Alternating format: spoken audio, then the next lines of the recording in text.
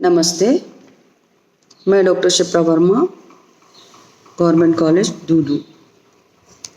मैं आपको पिछली क्लास में पढ़ा रही थी प्लेटो का हमने क्या दर्शन है, उस पर किसका प्रभाव है, उसने कौन सी रचनाएं लिखी हैं, उसका न्याय का सिद्धांत क्या है, उसके बारे में सारी चीज़ें मैंने विस्तार से आपको बताई थी। आज की जो क्लास है उसमें हम पढ़ेंगे प्लेटो की शिक्षा का सिद्धांत। क्योंकि किसी भी राज्य के लिए या किसी भी देश के लिए शिक्षा एक महत्वपूर्ण कारक मानी जाती है। ऐसा मानते हैं कि जो देश जितना शिक्षित होता है उतना ही उन्नति को प्राप्त करता है। वहाँ के शासक जितना शिक्षित होते हैं वो देश उतना ही तरक्की करता है। वो चाहे किसी भी क्षेत्र में आप समझ सकते हैं, लेकिन शिक्षा एक केंद्रीय विषय वस्तु होती है हर राज्य के विकास की। तो प्लेटो भी यहाँ पर शिक्षा का एक सिद्धांत देता है जो हमारे शिक्षा के सिद्धांत से काफ़ी कुछ मिलता जुलता भी है और काफ़ी कुछ अलग भी कहा जा सकता है। अब प्लेटो का शिक्षा सिद्धांत क्या है, आइए हम देखते हैं।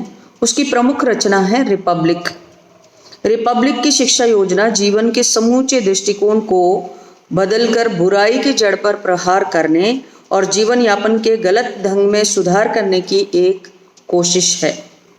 यह मानसिक रोग का एक मानसिक निदान है। शिक्षा का उद्देश्य आत्मा को उस परिवेश में लाना है जो उसके विकास की प्रत्येक अवस्था में उसके उन्नयन के लिए सबसे अधिक अनुकूल हो। उसकी दृष्टि में शिक्षा वो प्रकाश है जो व्यक्ति के मस्तिष्क पर छाए हुए अज्ञान रूपी अंधकार को मिटाकर ज्ञान की ज्योति जगाता है।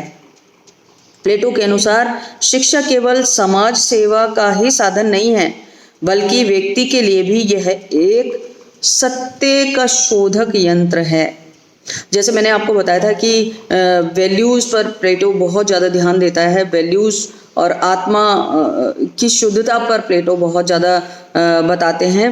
तो क्योंकि आत्मा का जब सत्य के करीब होगा व्यक्ति, आत्मा उसकी शुद्ध होगी, तो वो ऐसा मानता है कि जो शिक्षित व्यक्ति है, जो ऐसा व्यक्ति है जिसकी आत्मा शुद्ध है, सत्य पर चलता है, वैल्यूज़ को इम्पोर्टेंस देता है, वो अच्छा शासक साबित हो सकता है। तो प्लेटो के अनुसार शिक्षा केवल समाज सेवा का ही साधन नहीं है, बल्कि व्यक्ति के लिए भी एक सत्य शोधक यंत्र है। मानव मस्तिष्क में ज्ञान की गंगा प्रवाहित कर शिक्षा व्यक्ति को उस अंधे रूप से बाहर निकालती है जिससे वह अपने व्यक्तित्व का संपूर्ण व सर्वांगीण विकास कर सकता है।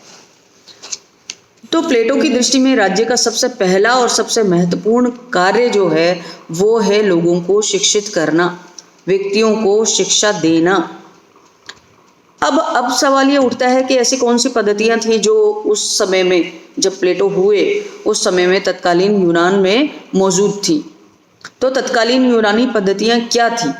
प्लेटो के समय यूनान में दो प्रकार की शिक्षा पद्धतियां प्रचलित थी। एक थी एथेंस में और दूसरी थी स्पार्टा में। बच्चों, एथेंस और स्पार्टा को पहले यूनानी राज्य, संगठित राज्य माना जाता है और वहीं से राजनीतिक व्यवस्था का निर्माण और विकास और सब कुछ हम मानते हैं। तो जब आप स्टार्टिंग में पाश्चात्य विचारक पढ़ते हैं या राजनीति विज्ञान का उद्भव और विकास पढ़ते हैं, तब भी ये दोनों नाम आपको बहुत महत्वपूर्ण तरीके से दिखाई देते हैं, सुनाई देते हैं, पढ़े जाते हैं। तो एथेंस और स्पार्टा वहाँ के बहुत पॉपुलर राज्य थे। एथेंस में शिक्षा प्रत्येक परिवार का निजी कार्य समझा जाता था। इसमें सामान्यतया राज्य कोई हस्तक्षेप नहीं करता था। यहाँ के पाठ्यक्रम के 3 स्तर थे। 3 स्टेजेस में शिक्षा प्रदान की जाती थी। कौन सी हैं? पहला, प्राथमिक शिक्षा जो 6 से 14 वर्ष तक थी। इस शिक्षा के प्रमुख विषय थे पढ़ना, लिखना, प्राचीन कवियों के साहित्य का अध्ययन करना, संगीत और व्यायाम करना।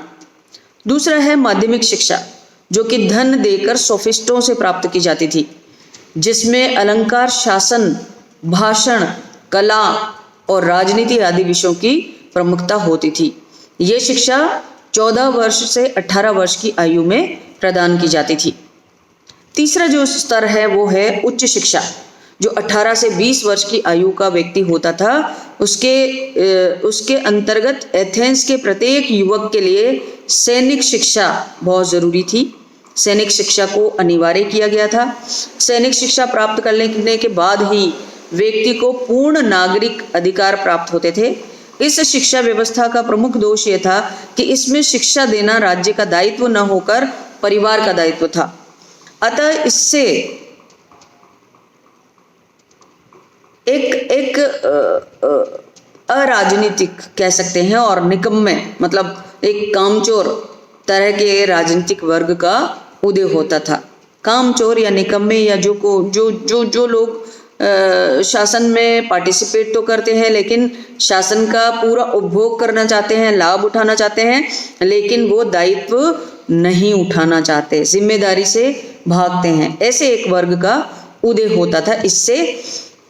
क्योंकि सैनिक शिक्षा प्राप्त करने के बाद ही नागरिक को पूर्ण नागरिकता प्रदान की जाती थी, ऐसा माना जाता था। एथेंस की पूरी तरह भिन्न स्पार्टा की शिक्षा पद्धति थी।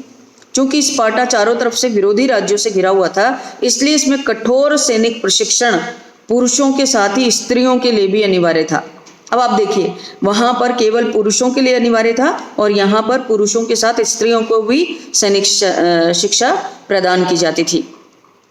7 वर्ष की आयु में ही बालक को परिवार से अलग राज्य के सुपुर्द शिक्षा प्राप्ति के लिए कर दिया जाता था। हालांकि यहाँ शारीरिक प्रशिक्षण की व्यवस्था ठीक थी, किंतु उनका मानसिक और बौद्धिक प्रशिक्षण एक तरह से इग्नोर हो रहा था, उपेक्षित था।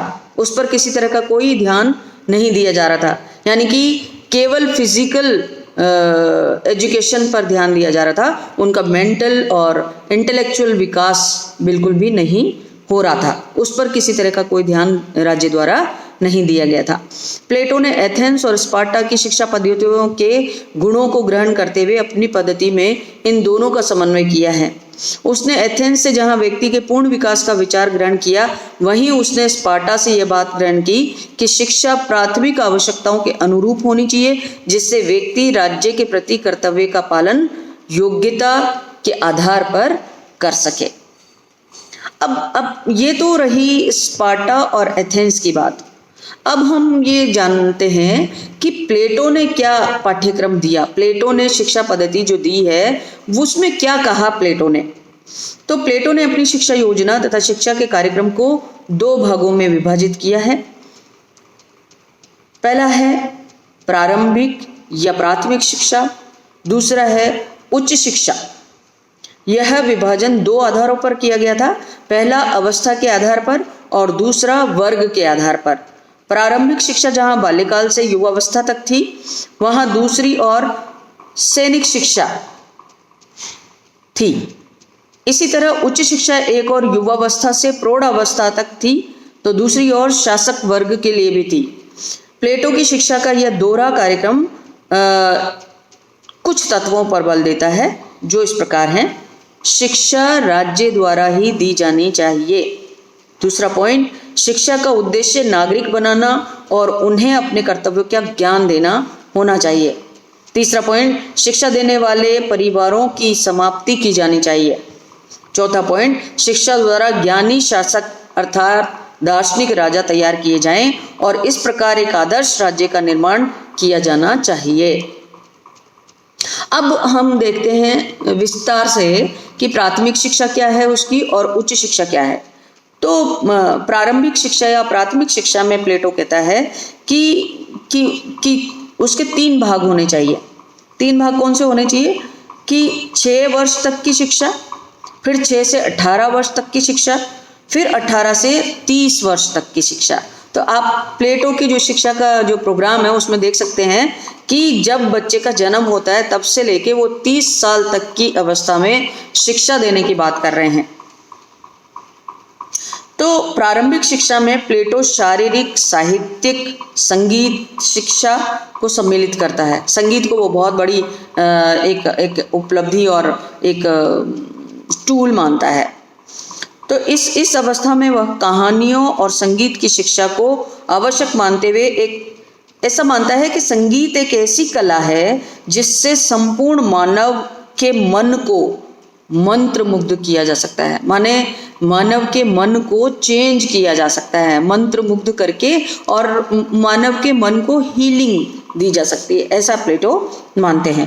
प्लेटो के अनुसार सर्वश्रेष्ठ शिक्षा आत्मा के लिए संगीत और शरीर के लिए आवश्यक व्यायाम है। अब यहाँ पे मोटे रूप में आप देखिए कि प्लेटो किस पर फोकस कर रहे हैं। प्लेटो कह रहे हैं कि आत्मा के विकास के लिए, उन्नति के लिए संगीत आवश्यक है और शरीर के लिए व्यायाम आवश्यक है। तो प्लेटो ने इसी तरह की एक योजना बनाई जो कि 18 से 30 वर्ष तक की अवस्था में चलती रहती है। प्लेटो ने चरित्र पर प्रभाव डालने वाले साहित्यिक अंशों, कलाकृतियों आदि पर राज्य द्वारा कठोर प्रतिबंध लगाने की भी बात कही है। इसी तरह वह आयोडिया और लीडिया के संगीत को भी बहिष्कृत करता है। ये एक तरह की संगीत की प्रणाली थी जो जैसे अभी वर्तमान में आप एल्बम कह सकते हैं, एक संगीत की एक अलग तरह की थीम कह सकते हैं। जैज हो सकता है या साहित्यिक संगीत हो सकता है, क्लासिकल संगीत हो सकता है। इस तरह की एक विधि विधान है, ये संगीत की विधि है आयोडिया और लीडिया।